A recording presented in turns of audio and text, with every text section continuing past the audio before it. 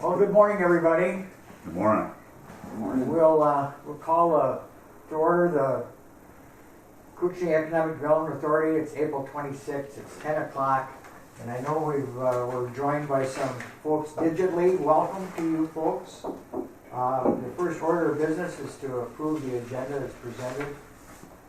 Mr. Chair, Yes. if I could add one item, it would be looking into IDEMIA, which is the new provider for fingerprinting and background checks for the state. And they've actually approached KEDA to provide that function. So I'd like to have that discussion. You just want to put it in with your director's report? Sure. All right.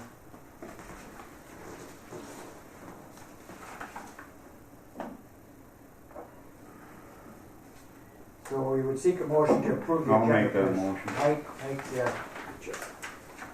And Second. we have a second by the mayor.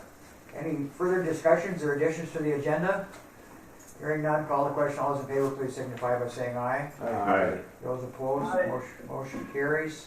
Approved minutes from the 3/22/2021 meeting, which was held here. I'll move on that, Mr. Chair. Motion by Commissioner Pavlik, I'll second it. second by Councilor Mike. Any questions or comments on the minutes? Hearing none, call the question. All those in favor, please signify by saying aye. Aye. Those opposed, motion carries unanimously. We have the treasurer's report up next, and Paul, I know that you have a new treasurer on this board here that not only technically but socially and every other way is right up at the top, and no one He's a real treasure. no one questions, what his motives are or anything else. So we'll turn it over to the treasurer and you. Well, actually, I'm going to step in because First thing. our treasurer was out of state. In Arizona. He did not have a chance to review. However, Chairman Rasmussen did come in and do the perfunctory review with Kyra. So he has signed off on these, and I'll just walk through in his stead. And again, Alan says to say hello to everyone. He had a medical issue that he had to attend to in Duluth, so he could not make it here. All right, well, thank you, Mr. Nevin. We'll start with the cold weather testing. Okay. There was a transfer, $18,000 from cold weather testing to KEDA. It's noted on the front page.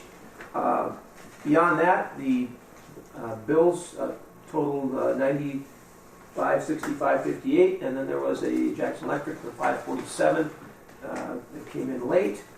But again, the season is concluded. We're winding down, so that bills are a reflection of that lower lack of activity.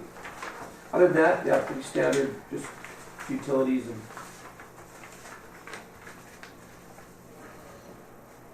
We'll seek a motion to pay cold weather testing bills, please. Make that motion. Commissioner Second. Murray, Commissioner Pavlik, seconds. Any comments or questions on the bills? I noticed, Paul, that we had more garage door repair. Are we keeping up? I mean, this seems like... We had a heck of a problem. We changed out our doors, and then we had to modify the doors to accommodate a large truck group that was here for 8 weeks. And it had a series of problems, but we've worked through them, and we got the A-team on it. And but yeah, it was a bit of a struggle, but we got it. Thank you. We would seek a motion to move on. Did we vote on this? We didn't vote, did we? We didn't Call the finish. question. All those in favor, please signify by saying aye. Aye. Those opposed, motion carries. Koochiching Economic Development Authority bills, Paul. Yeah, again, fairly standard bills totaling $22,458.63. Basically operational. We've been, due to COVID and we've been, been very careful about spending at this point in time. So that is also a reflection of that.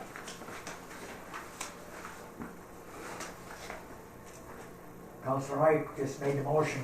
I just made the motion. Yes, you did. We seek a second, please, to pay the Economic Development Authority's I'll bill. make that. And we have a second by Commissioner Murray. Discussion on the bills? Hearing none, call the question. All those in favor, please signify by saying aye. Aye. Those opposed? Motion carries. The Koochiching Economic Development Authority and co the testing agreements with the Airport Commission. Yes, we have actually an annual lease arrangement with the Airport Commission for the 3 cold boxes and the test building, shop office building. So it's just a formalization of that agreement. The Airport Commission is meeting Wednesday, Kyra, correct? Yes. And those actual leases amount to $27,525 per year. The shop office is a monthly payment, the rest of them are annualized payments. So that is the arrangement that we currently have. So I'm just looking for formalization of that. Oh, We'll also need approval of the admin contract as well. oh, I'm sorry, yes, thanks, Kyra, and as well as the admin piece of that. Do you need two motions, or can be in the one? Yeah, so let's do 2 motions. And Kyra, that admin arrangement, could you? So I just, the airport pays a portion of the salary for me to do the job, I track my hours and whatnot. So it's just it's an annual lease right now that's reviewed.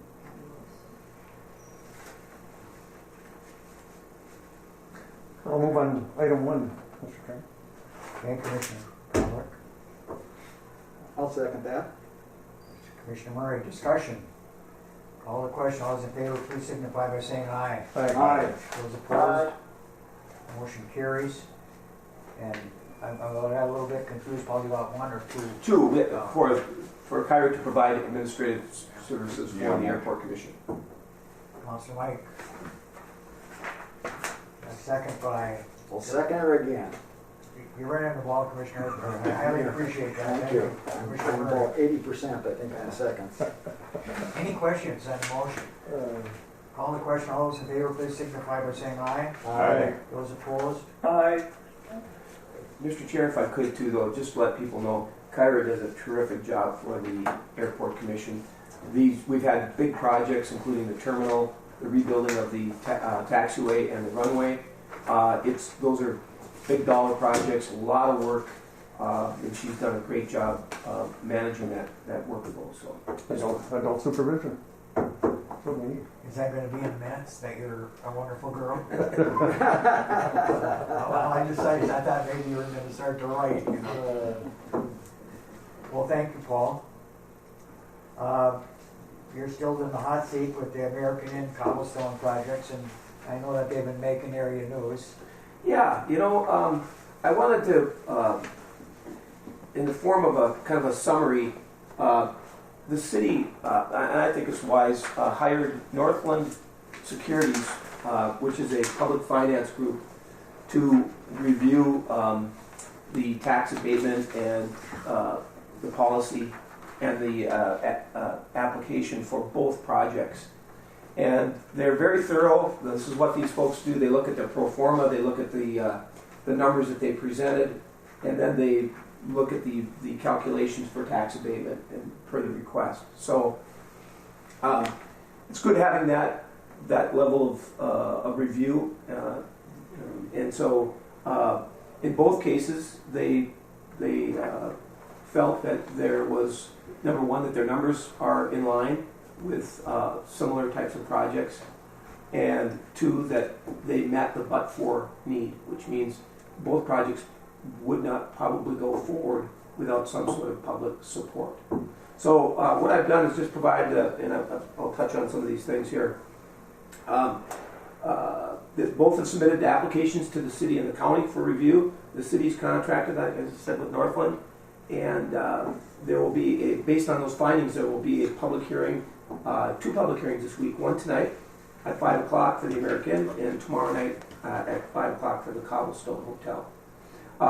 The American is looking at building a 4-story, 84-room facility with a pool, a breakfast area, and an estimated construction cost of $11.3 million. They're requesting tax abatement from the city and county for 15 years, but actually the Northland came back with a 10-year abatement. What it is, as I quoted here, Northland's conclusion that the project is feasible only through assistance, in part from tax abatement. Again, a 10-year, the city's portion of the annual average annual tax abatement estimated at $105,000. The county's portion of that tax abatement would be estimated at $53,000.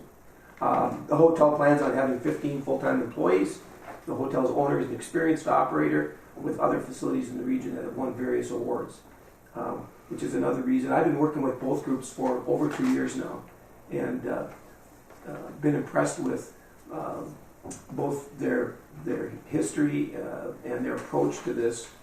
And as I've been telling people, it was tricky getting bank financing for both projects. They had to use gap financiers because, number one, this market is difficult, and you're in the middle of a pandemic, and hospitality right now is, a tricky spot. The other point I'd like to make is we haven't had a new hospitality building since 1987 built International Falls. And if you think if timber and tourism are prime economic drivers, that having a new facility with new amenities, it's national brands, I think is another important point to make. The county's adopted a business subsidy policy, and the project must meet certain targets and goals. In this case, enhancing economic diversity, increasing the tax base, and creating high-quality job growth. And we did run into a little bit of this with hospitality. Some of those jobs don't hit those projected targets, but they're starting positions, and they're in line with the regional, we looked at regional hospitality and leisure wages for like housekeeping, and these folks are in line with those numbers.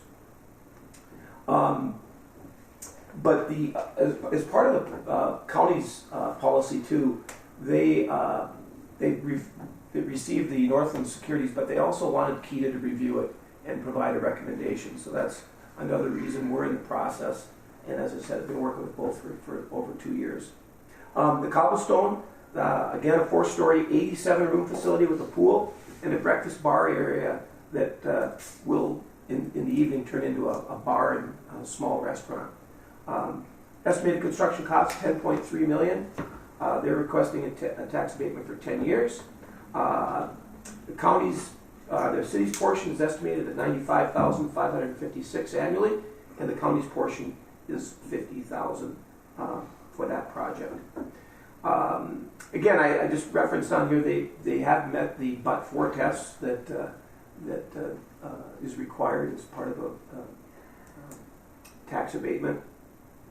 The other thing that, and we're all aware of this, there are certain events that used to be held in International Falls and are no longer held here because we don't, number one, have the quality and number of rooms.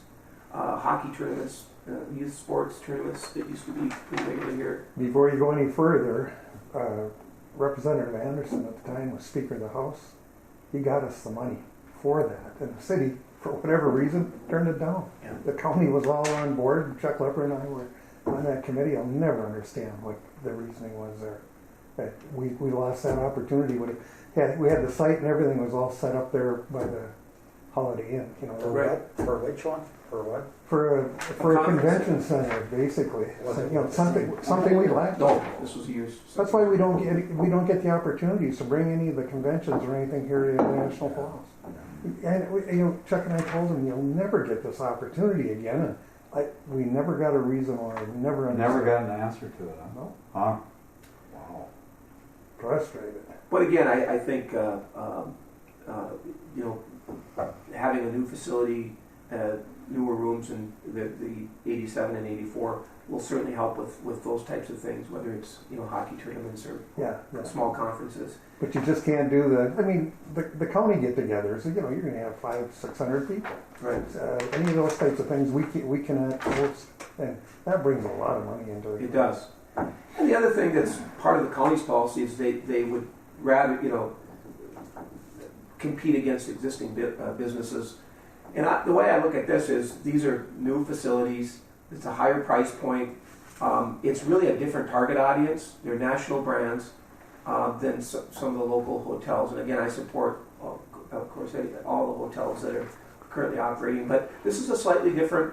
I don't see it as a direct competitor. It's a slightly different animal. So. By the way, the county holds the plans. Irv had everything drawn up, and we were all set to go. And we've got them I think they're in the vault there at the county treasurer's office. So, Well, I do understand that maybe the city turning it down if they got a lot of heat from the local hotels who have to pay taxes. There's always people have a little bee in their bonnet for that type of thing, and I don't blame them. I mean, that's hard for them. So we gotta look. You have a good reason. It's a convention center. It's something that we need, and I guess we need to kind of weigh the factors. But I don't want to make their concerns light. That they pay taxes every year, and these people are going to get a good break on the deal. So, as I recall, Herb didn't have plans for a hotel because it was going to be right next to the holiday. Oh, okay, I got you. That was the setup. That's why we picked that. Oh, you say no to that? Yeah. Again, I don't know. Chuck and I just shook our heads and, we couldn't do anything on our own. So had to have this. Wasn't when my dad was mayor, was it? I hope not. I don't think your dad was mayor. No, he wasn't. Your dad was a myth. We got along very. He I was know. fun to work with. Well, and then just a couple of other items I would note. One is if anybody's purchased any construction materials, lumber, the cost of new construction is another. That's they've had to kind of change their estimates based on that because it's gone concrete, treated lumber. You name it. I forget 2x4. Yeah, it's unbelievable. It's so. I think it's terribly exciting to have these folks invest outside into our community, and based on all these factors, I think the abatement request is proportional to the overall benefit to the city and county. And I would look for a motion if we could provide that recommendation to the county. I would make that motion to make the recommendation to the county to move forward with tax abatement on both projects. I'll second I have a motion by the mayor and a second by Michael. Further discussion? I will have to say that your dad, Mayor Murray, was a mentor of mine and Wade's too, and it's kind of funny you don't understand you're being mentored until later. Yeah, so it was a great deal. I dealt with Jack over the years, and I really like Jack. Oh, yeah. He is my style of a mayor. He was a former Golden Glove boxer, come up with a left, and my type of person. And he walked the streets of International Falls with a "I love International Falls" on him, How would you like to have a father with a good left? Well, I bet you stayed in line at the house. And Smash up the car. yeah, I bet you didn't get in trouble much. No, I know. I was a good kid. Yeah. Mr. Chair, if I could just, Yes, we've go got ahead, we've got a please. motion, but Mayor Droba, Yes. could any comments from your perspective on Northland Finance and the review that they provided? Yeah, I was just waiting until we got done talking about the great Mayor Murray. Okay. First of all, I have to say that the city is very excited about both of the projects that are coming forward. The thing of it is we have done something that we haven't done in the past. We started a tax abatement policy earlier this year where any groups looking for tax abatement had to come up with $2,500 for us to do a background on them and their performa And with that being said, both of these projects were definitely vetted and shown that there is a need for it, in the community, that there is a need for this project to move forward with financial help through the city and county through tax abatement.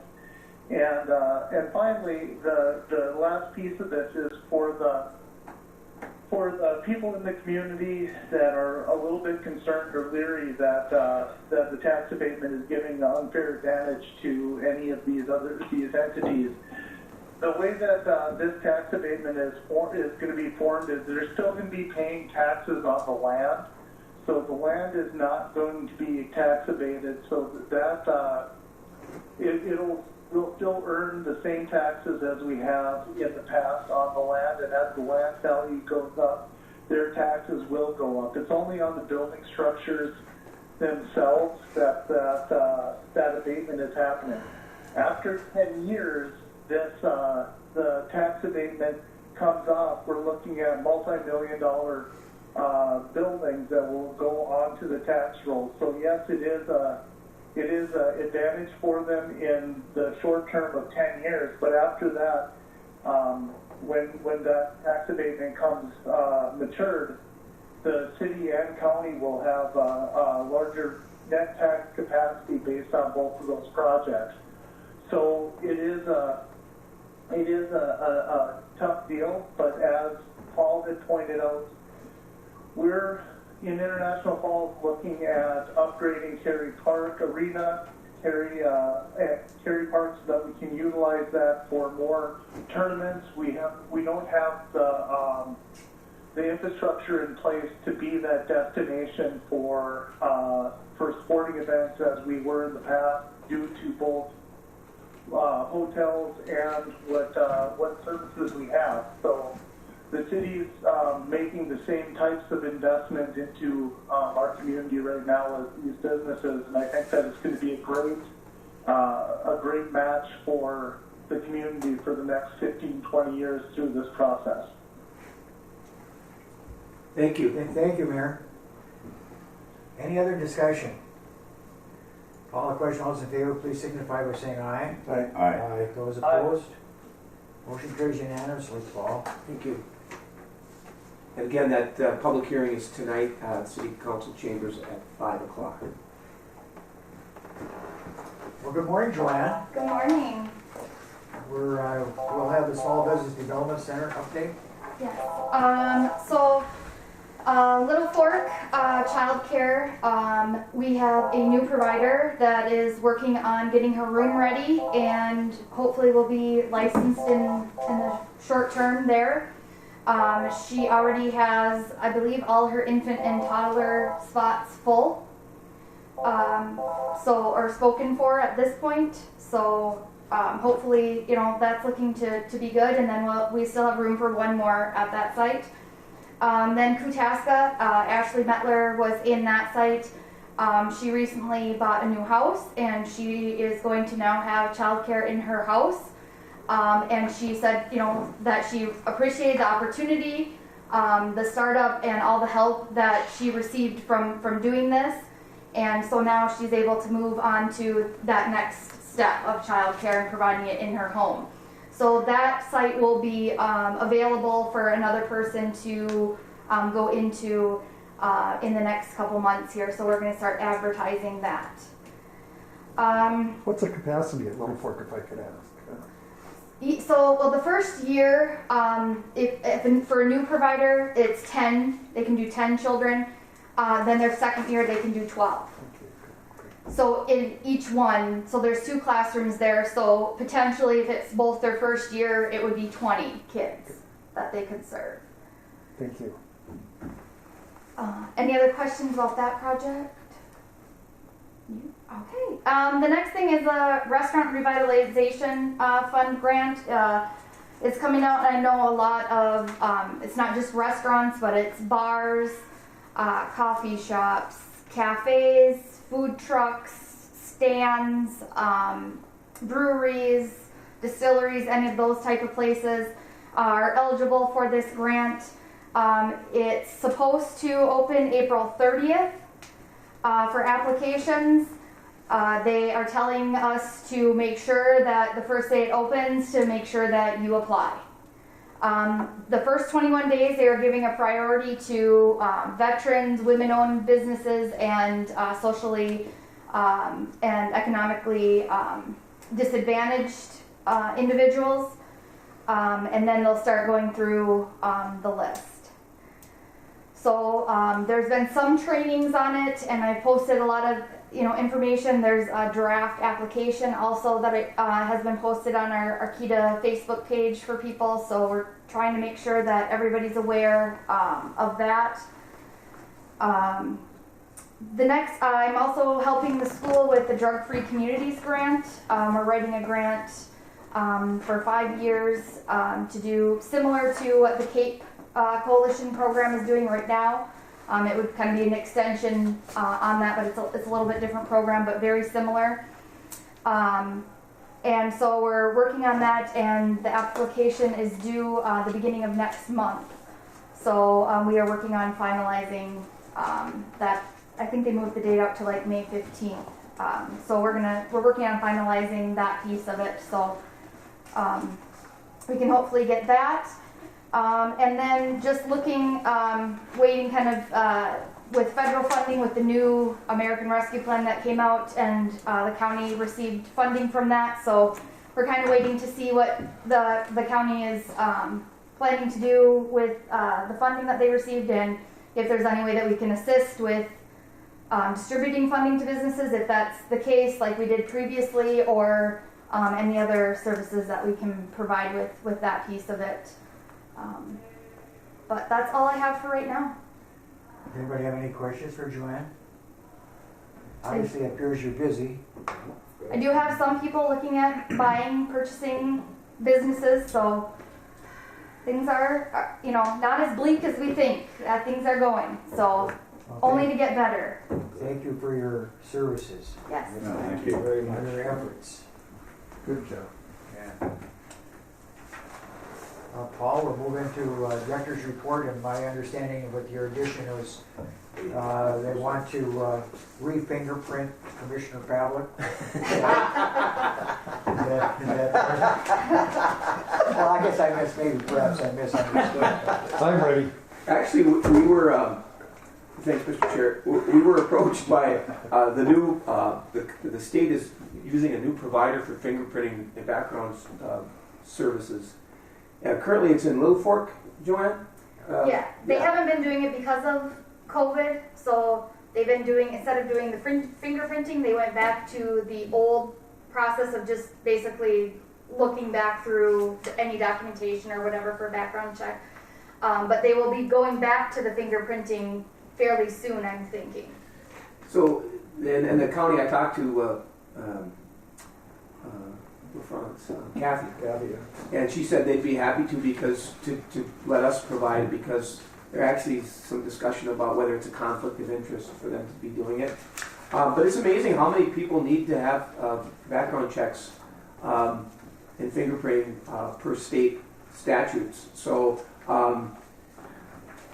they approached us. They provide all the training and equipment. In fact, we have to have, all of our staff has to have a background check in order for them to work with us. But and then it's basically set up in a cart, so you just need an area that you semi-private, that you can do this, and it's a per transaction fee. You get is it $3 per transaction? So we viewed it as, number one, we're providing a service, and it's a good location for it out here. And two, we're going to make a little bit of money based on that. It doesn't require a lot of time, but I just thought it would be a nice thing to bring in house, and so we chatted with the representative of the program and mentioned that we were going to be meeting today, and we would probably look for approval for us to move forward with providing this fingerprinting and background check service. Good. Glad to hear that. Very glad. Well, my first question, if I could, would be, is Little Fork on board with this? Are they aware of it? Well, the county is. I mean, yeah. Yeah, and I'm not sure if they're going to have one in Little Fork too still, or if, I'm not sure, but I know that one complaint was, and, that, so each, like, childcare provider has to have one, plus then, like, if they have a spouse or anyone 12 and older in their household has to have one. So finding the time to go all the way to Little Fork, even though it's not that far, but in reality, so it would be nice to have one more, at least centrally located in the falls. And even if there is another one out there, I don't think it's going to be an issue. I know, and just my agency that I used to run, we had to do that so much, yeah, so did our foster care providers, and we'd get them in a moment's notice, need to have that done, and it's going to be so nice to have that done.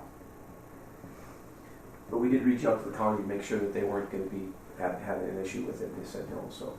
Yeah, that's great. Because I know the county had talked about getting one themselves for people in, in town here, as well as, Little Fork having one, so. Right.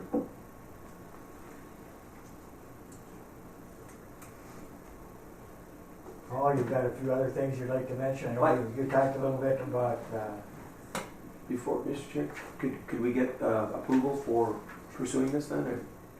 absolutely, we'll ask if they'll have a motion by I'll make that motion. Commissioner Murray. I'll second it. Counselor, thank you much. Further discussion?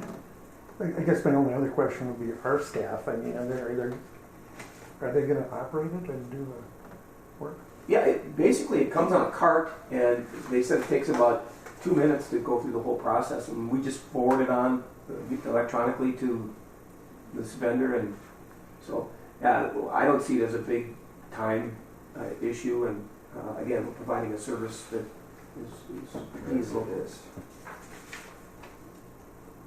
You have to get fingerprinted, Yeah. Okay. Mayor Murray and I had to get fingerprinted in Paul and Bonfant because we were going out to Detroit and going into the security place. And so, yeah. So we went to look for it for that. I remember that. Any other comments or discussion? All the question, all those in favor, please signify by saying aye. Aye. Those opposed? Aye. Motion carries unanimous. Thank you, Mayor. Thank you, Mr. Chair. Yeah, a couple of other items for the director's report. Just to reference the business park, the city has an engineering firm, Whitseth, that's preparing a feasibility report for the improvements for pavement and curb and gutter for 22nd Street, Main Avenue. That 22nd Street is about 1,000 feet, and Main Avenue is about 300 feet. I think the city is going to review that report in the form of a pre-assessment hearing, and after the hearing, the city council can go ahead and order the project.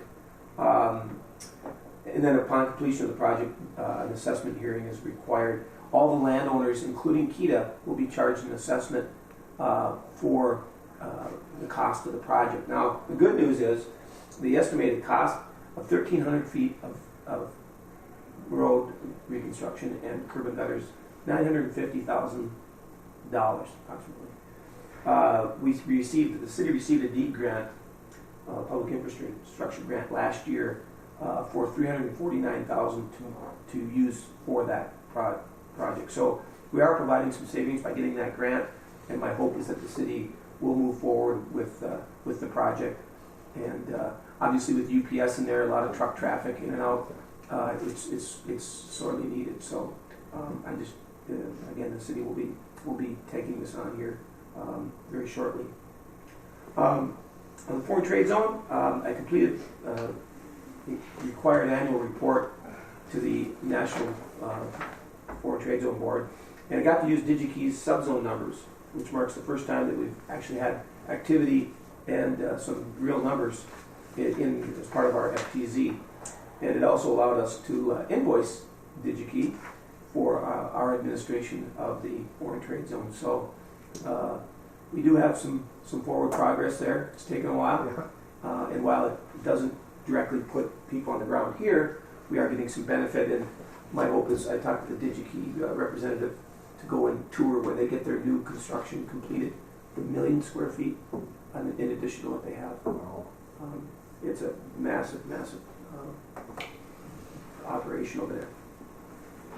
And then Representatives Stauber and Fishback were here, along with representatives from Canada and other notables at a border roundtable earlier this month at Bacchus.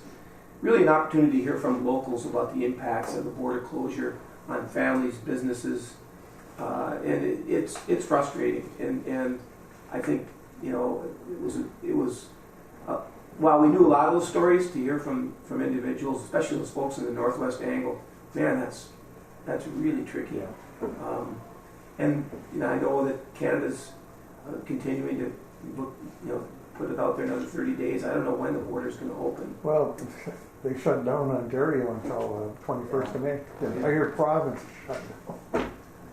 So One thing, Paul, if I could interrupt for a second, I felt that it would have been nice if people in the audience could have got up and spoke, and they didn't do that. And I was ready to speak on behalf of having grandchildren just across the bridge. I can see the water tower. They live right across the street from the water tower. I step out in my driveway, and I haven't seen them for a long time. And so I was hoping that we could speak, and that didn't happen. I would have given the family end of it. Sure. And Or at least have somebody to represent. yeah, and I had other people in the audience saying the same thing. Why couldn't some of us have spoke on behalf of families and stuff? It's really been tough. You miss. I got 8 grandchildren over there. I can see the tower. She lives across the street. We've missed birthday parties. Kids are grown.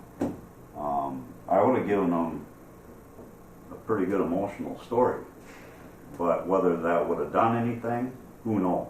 It wouldn't have hurt. You know what I mean? Yeah. Well, yeah, and unfortunately, it was kind of a clumsy format. There was a lot of people up on the stage. It would have been great if they would have had allowed some time for, because I know a lot of people are there specifically. They want to tell their story, and it's impacting families and businesses, and it's the cabin owners. I mean, you guys haven't been able to. So yeah, it's for me too. We had something special in that we had one of those grandsons. We had twins. One of them got leukemia, and so we were traveling to Winnipeg and stuff during that time when there wasn't a pandemic, and now we can't see him. It's tough. So, and he's doing good. Don't get me wrong. He got through. He's in remission, but we still don't get to see him. yeah, it's terribly difficult. And but after the event, I did have a chance to have lunch with Representative Stauber and his staff, which was great. Talk about some of the things that are happening up here and some of the projects, and he vowed to come up again this summer. He wanted to get on the lake, but always good to make those personal connections with our elected representatives. I worked with him while he was a commissioner. He's a quality person, really. Yes. Yeah. You know why some of the other representatives weren't here, or was it just him that just wanted to come and talk? That's a good question. I don't know. So I wondered that one. Yeah. When I was there. I don't know either. I thought Bob Lassard did a good job. He said something that all of us liked in the audience, and that was we'd like to see a date for when we could come across, because they never talk about a date, whether that date ever became something that actually happened, but at least you'd have something to shoot for, and Bob brought that up, and everybody's like, wow, nobody had done that before, And so I went up and visited with him because my dad knew him good. My dad was head of the DNR in northern Minnesota, and he knew Bob out of Grand Rapids and stuff. And I went up and visited with him, and he hadn't forgotten about me. I didn't know if he'd remember me. He's got to be, 90? He's 90 or 91. Yeah, and he's buddy. Bud Grant's He's buddies with Bud Grant. And Bud Grant's 93, I think.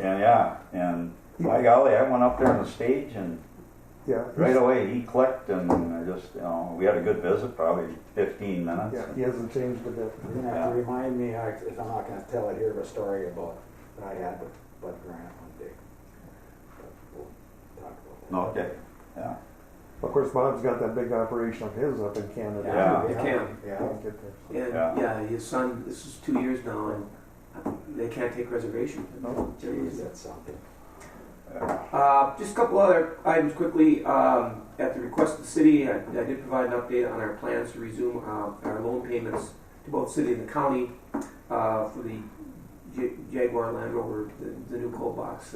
We're in a position now, after having a surprisingly strong season, to make that repayment, but things will still be very tight.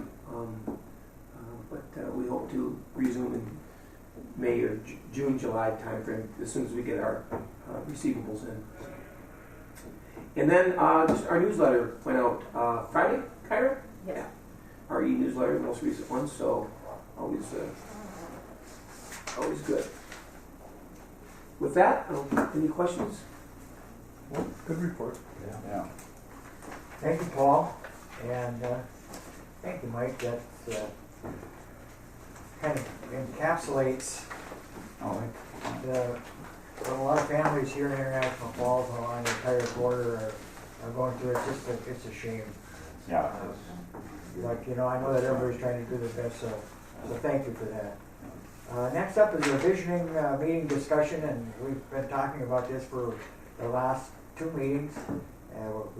I think as a board we felt that because of the pandemic, because we have new members, that maybe we should sit down and try to take a bigger look at what we're doing and maybe seek some direction. And I know, Paul, that you've been calling around and seeking input from entities out in the area. So I don't know what you have in mind as far as when to do this. Is this next month or the month after? Or Well, thanks, Mr. Chair. And what I would like to do is, and I sent this out, the work plan, this is the format we've used in the last couple of years, basically looking at recruitment and retention, and then the various pieces under that. Some of them are project specific, some of them are more general in nature. But I would like folks to look at this, and I've asked the Chamber and a couple of other groups to weigh in on this, what they would like to see in terms of activity or focus areas.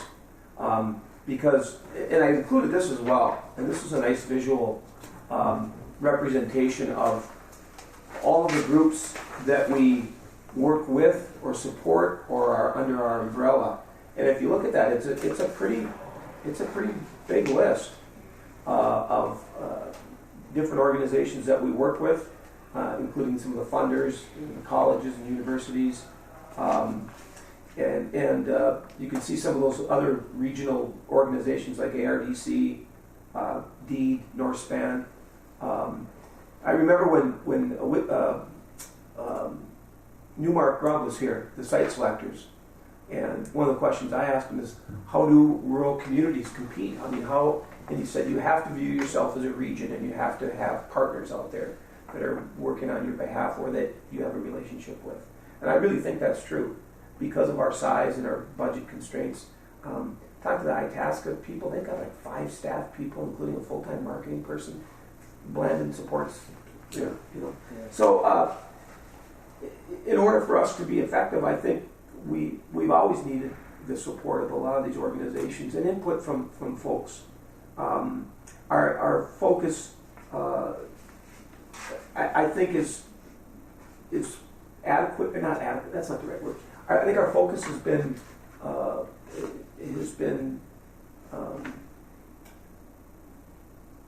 I think it's, I'm trying to find the right word. I think it's balanced in what we're trying to do here, given all the constraints and challenges, and of course with COVID, it creates another one. But I just, if you look down the list here about recruitment and then retention, and retention really surrounds Joanne's role with the SBDC.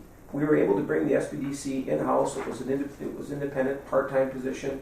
We were able to bring it in-house, and that's really the focus that Joanne provides is helping new businesses start or helping existing businesses grow and I think that's been an appropriate role and a really good role for having that in house.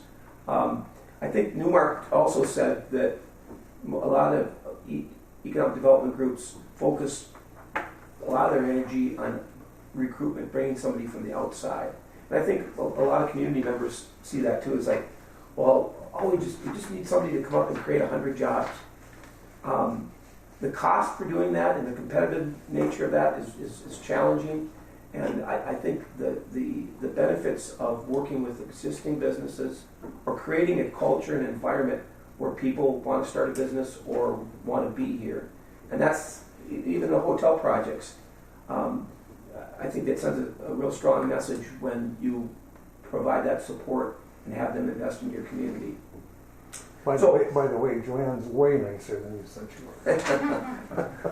She's done a great job. She does. But, Mr. Chair, maybe, again, to have people review this, I'll wait to hear back from the Chamber and some of the other groups. If you could make some notes, and I know Mike's already added an item on here that I did not put on here. But that, Mike, maybe you want to share your idea of what you've been pondering. Right now? Well, the electric vehicle. Yeah, no, I remember what it is, Paul. Having a vision and then being able to replicate that vision into something solid is a little bit more difficult, but I'm convinced that electric vehicles are going to be here, and are going to be here in a big way coming up. And I guess what I'd like to see is, I'd like to see Highway 11 electrified. I'd like to see from Island View all the way over to North Dakota. I would like to see the chambers, the cities, electric co-ops, the councils, chambers get together, and with help from the state and the federal government, and I know that there's quite a bit of funding out there, find out how feasible it would be for, if you were going to drive from the Twin Cities up to Voyageurs National Park, how feasible would it be for you to drive all the way over to North Dakota on Highway 11 to see some of the sites? I just think that it's something that's absolutely going to happen, and if our area is going to move forward and have a vision in the future, it's going to include transportation. We're going to obviously capitalize on it with cold weather testing, but I'd like to see it all the way. I'd like to see if somebody comes to the park here and stays, they know they could drive to Vedette and if necessary, or War Road, if necessary, have multiple places to pull in and charge. So that's my idea that I was going to bring up during the visioning session.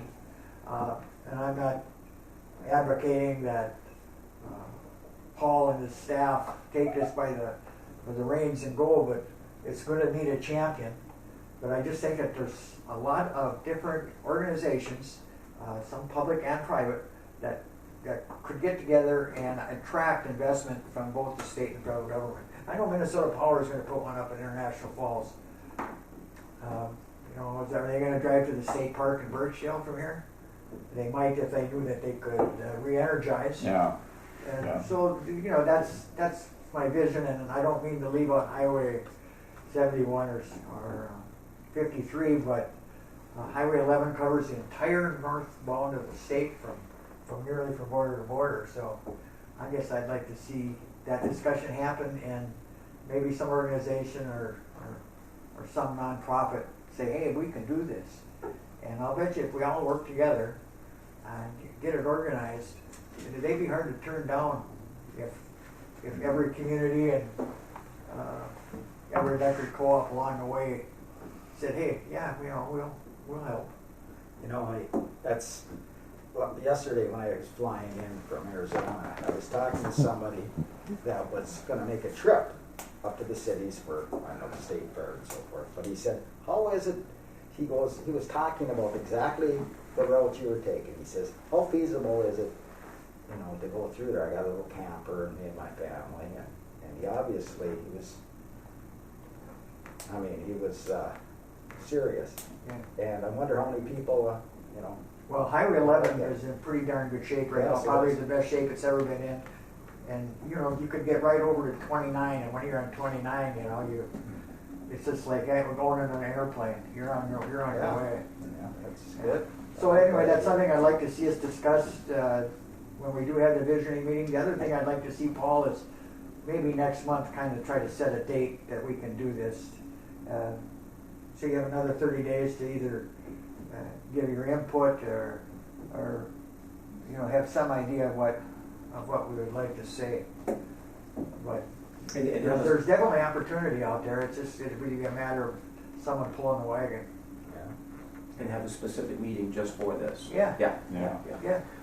What if I could, Mike? All of the automotive manufacturers have set target dates for electric vehicle. A lot of them already have EVs or hybrids in their fleet, but they are going to go full electric. That's the plan anyway. Yeah, So I'm surprised also.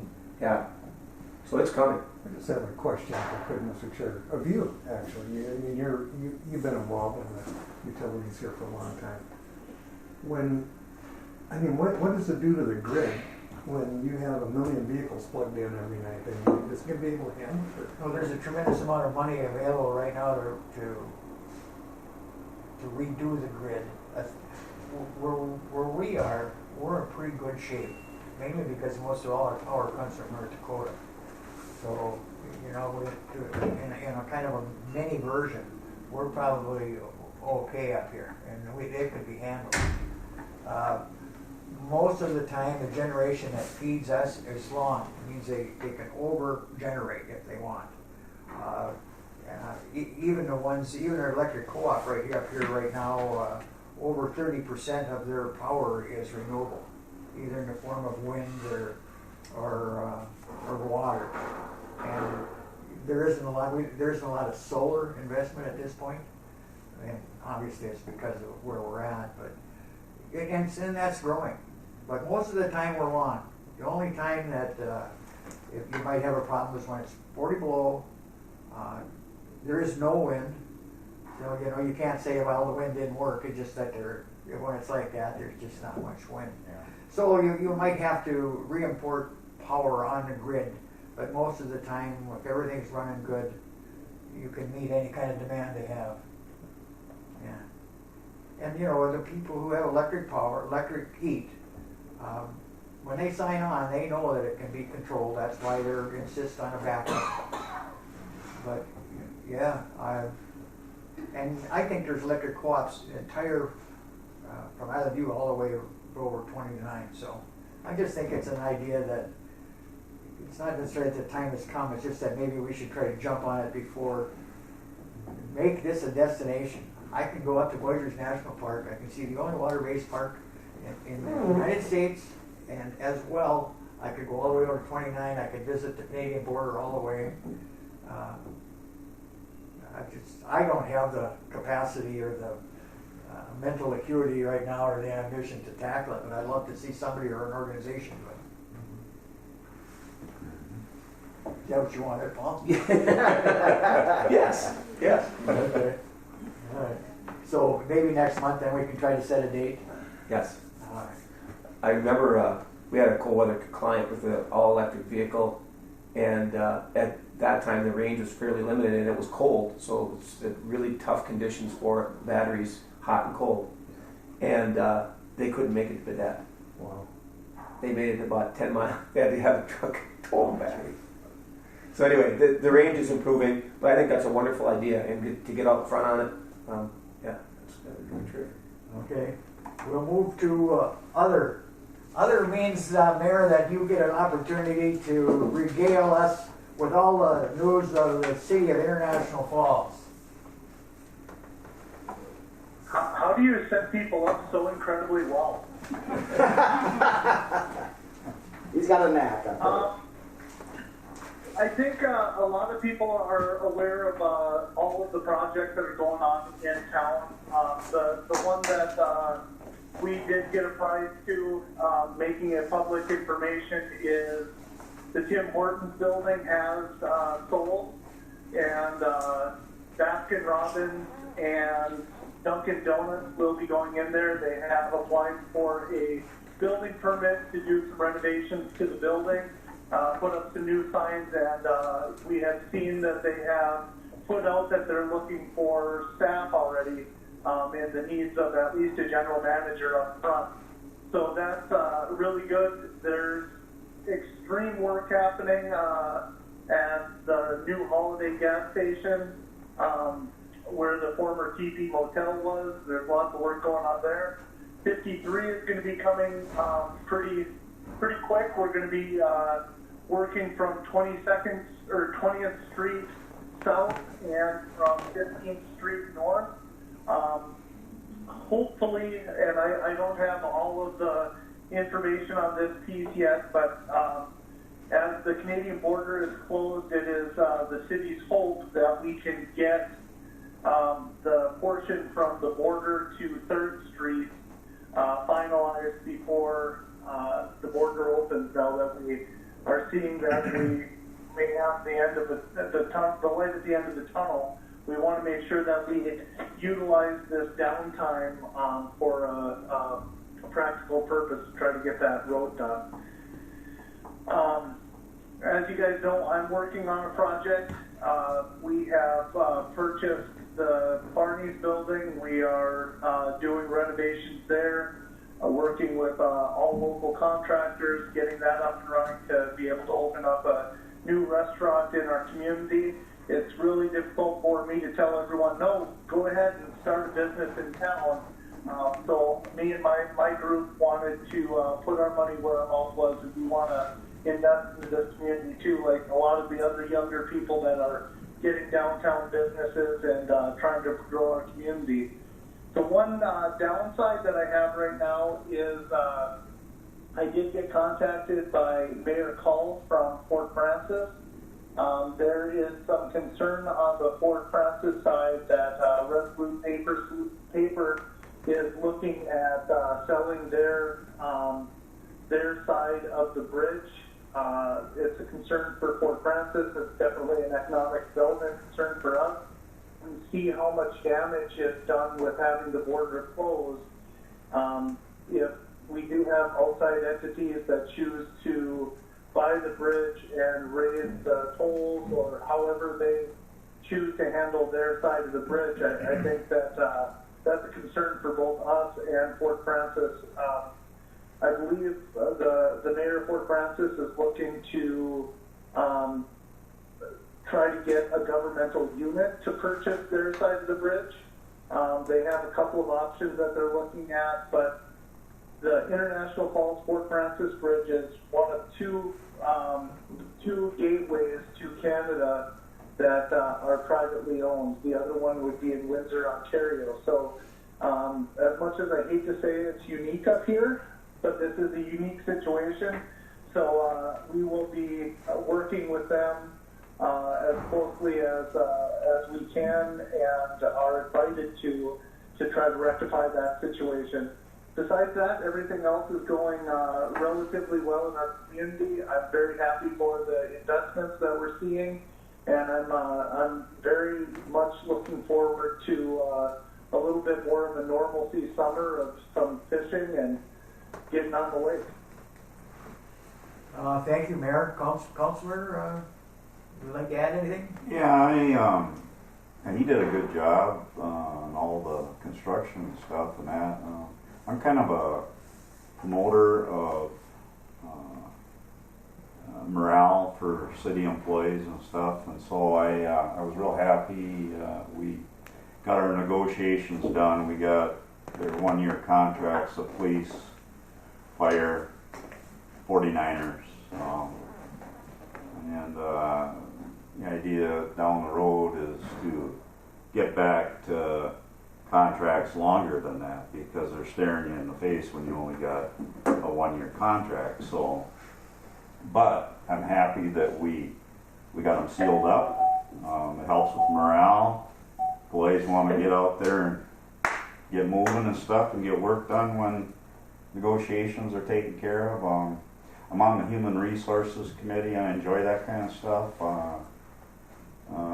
And we're in the process of looking for a new police chief.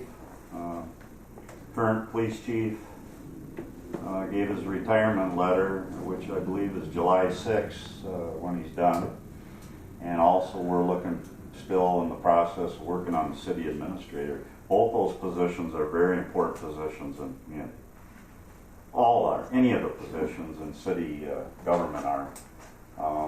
So he did a good job with the construction, and it's really high on my list on one of the reasons I ran for election was I like getting the morale up on city employees and getting production done and that kind of thing. So it's one of my big things. The other thing is they made me president of EDA.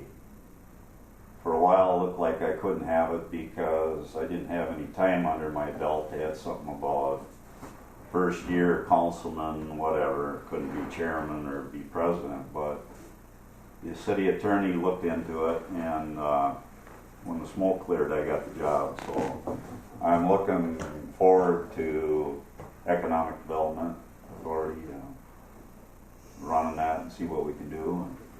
Well, that's great, and there's never enough partners. Yeah. Incidentally, Commissioner Pavlik has a background in law enforcement, in case you... Okay, so we could maybe get him for police chief? Yeah, that could be.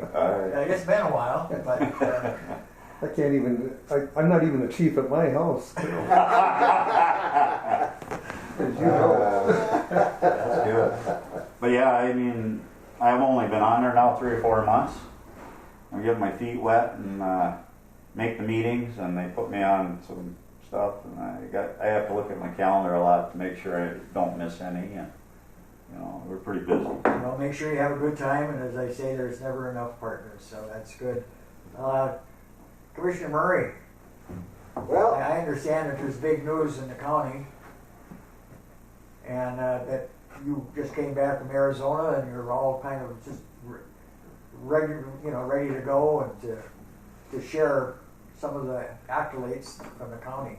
well, for one thing, Wade wanted to talk more about that himself, so I don't want to take that from him. But I will talk about a couple things. Big news. One thing, anybody ever tell you that being a grandparent means you can just enjoy the kid and then go home is not true. I stayed down there for a week, and I erroneously told them, you know what, you guys need your sleep. I'll take them, for till about midnight, so you guys can get to bed early, and then you can take over. Well, I'll tell you, this old timer, between changing diapers and someone that little colic, and I'll tell you what, I don't think I could do it anymore. How about you? Yeah, that's quite an experience, when you get the job of doing diapers, and if they have colic, and you gotta stay up during the night and rock them, and try to They get smile them. at you just Yeah. at the right time. So It's a I whole- don't wanna. Yeah, that's quite the deal. But I did get some calls while I was down there. Mainly has to do with the May 11th forum that is being done at the Bacchus in regards to the second, I don't know what you'd call it, Second Amendment Yeah, sanctuary. sanctuary. Yeah. And there's a lot of emotional people on each side of the issue, I found out. And my son told me he was listening to one, because we were in the parking lot waiting to go in, and he said, "Dad, is that what it's like to be a county commissioner?" I said, well, normally it isn't quite so emotional, because there was emotions on both sides. So I guess we got to be ready for that, and I think it's important to be there, either side you are, so you can hear what's really what's going on, and what's it mean, where we're at in our in the country, because a lot of misconceptions on both sides. So that's going to be a big deal. Obviously, at least for me, because I'm getting a lot of calls. I don't know if it's just because my district is more emotional about it or whatever. Because when they call me, I say, call Terry. That's why.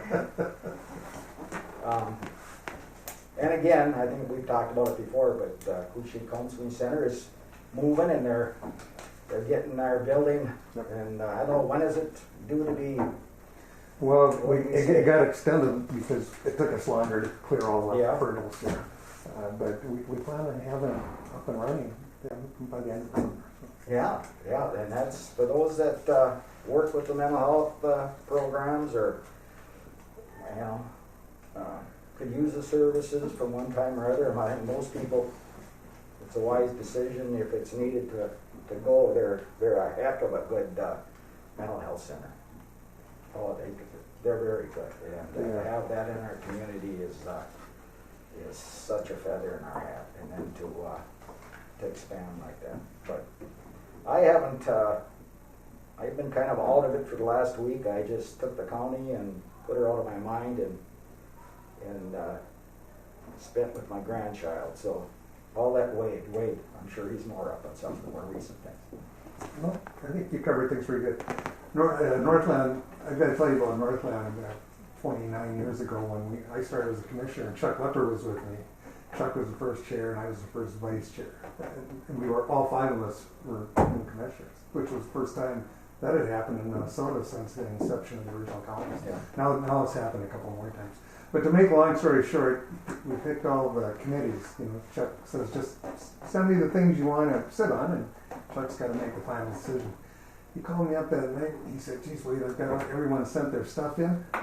Nobody signed up for this mental health care in Grand Rapids. And he said, I can't do it. He said, will you just do it for 1 year? Because next year you'll be chair, and then you can make someone else do it, And begrudgingly, I said, well, okay, I'll do it. Well, that was 29 years ago. I went to the first meeting, and I'm still there. I had no idea of what they were. It is unbelievable, and I can't. You don't see that on the streets and stuff here in Grand Rapids because they are taking care of it. Wonderful people. I give the people so much credit that are able to do that paperwork. It's just amazing to me. So I'm very proud of that group. And financially, we've been able to hold our own, and we're pretty good shape. That's why we can build this new building here in International Falls, much needed. I feel bad for Bacchus because that's a big tenant for Bacchus that they're going to be losing.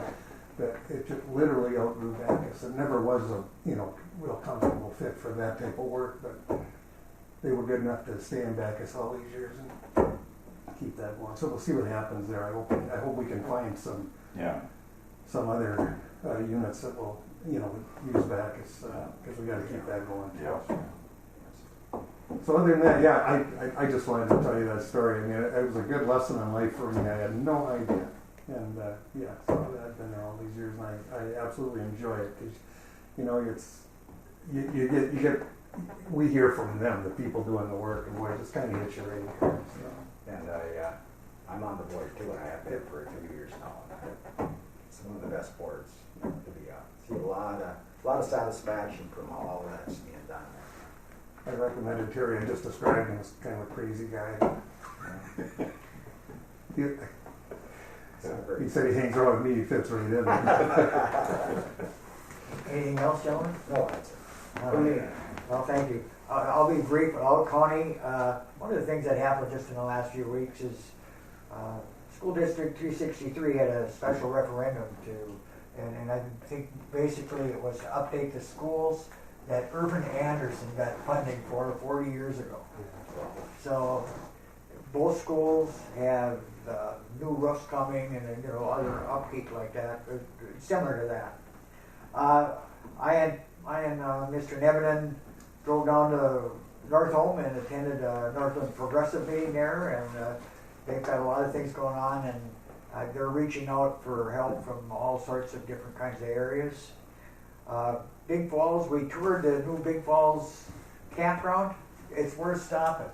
It's neat what they've done. They got a bunch of new sites, and they're building. Are they building new showers right now? Yep. And they'll have a kind of a little grand opening celebration coming up there in Big Falls. And you probably saw in the Kita newsletter this weekend where there's a story in there about the atom bomb, and that's the little diner that is going to open on the Black River Road, but it's just south of Lowman. And there's a picture of it in there to give you some idea, and an interview with the young lady who is going to run it. Birchdale this year is going to try to get back to the past as far as celebrations and money and raising money for their community building goes. Not only are they building on in hopes of finding a tenant next to the community building, they're going to hold their 4th of July parade as always But this year, instead of having the world's greatest potluck, it's going to be the world's greatest tailgate picnic.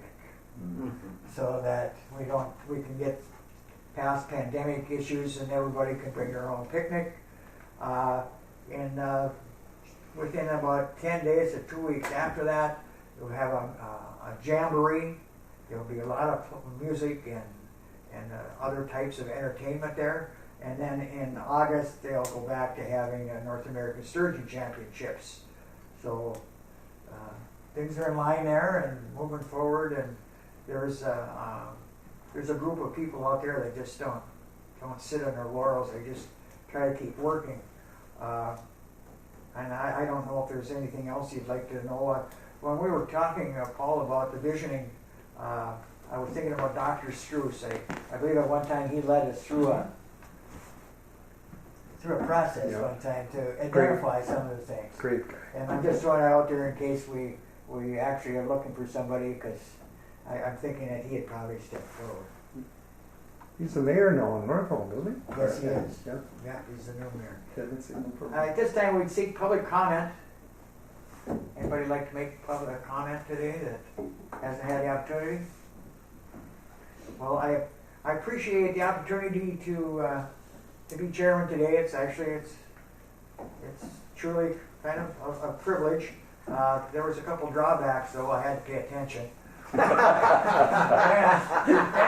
I didn't get to eat my donut. I'll be there for you, won't you? Yes. You did a good job, Mike. So we're going to set up the next meeting, and if it's anything similar to what we had in the past, I see May 24th is on a Monday. 10 o'clock, the 24th. And Mr. Chair, could I was talking to the folks at Cantilever about possibly meeting there in their conference room and inviting Mayor Wagner to attend and give us an update on what's happening in Rainier. That'd be a good idea. There's some things that are going to be happening this summer that are... You know, in fact, I mean, I'd like us to, get out to Little Fork and Yeah. Northholm also. And we had those conversations when we were in Northholm, and our charter, our bylaws specify 2 meetings a year in Elk County. So, hopefully before this year's out, we'll go back to being able to meet our bylaws and so forth and so on. But I think that's a good idea. So you'll notify everybody where we're going to be at. Correct. The 24th at 10? Yeah, Rainier. I would next seek a motion for adjournment. I'll make that one. I'll second. There it goes. 85%. Thank you, everybody.